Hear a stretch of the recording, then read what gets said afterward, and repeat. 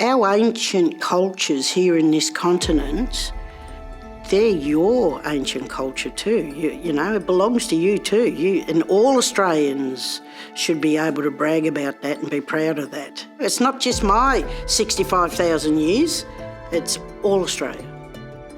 My name is Jill Gallagher. I'm a proud Gunditjmara woman from Western Victoria. I'm currently the CEO of VACCHO, which is the peak body for Aboriginal health and wellbeing.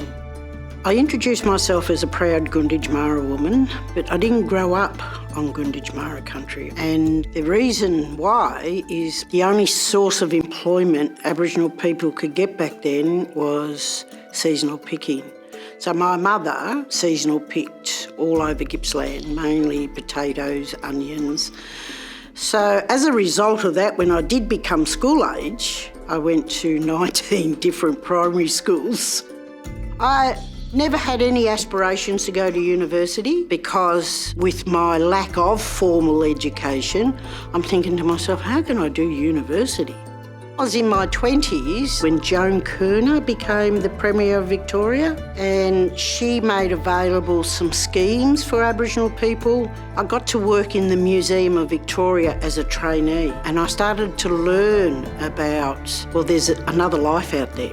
I don't have to work in factories. So I applied to Trobe Uni to do archaeology, and I got in as a mature age student, but I did not realise how hard it was. It was very difficult. I committed to it for 12 months. I didn't become an archaeologist, but it actually helped me in the work that I was doing, and it gave me a glimpse of what is possible. When I look at VACCHO and the work that we do today and the influences we have today, that pride, that legacy is just amazing.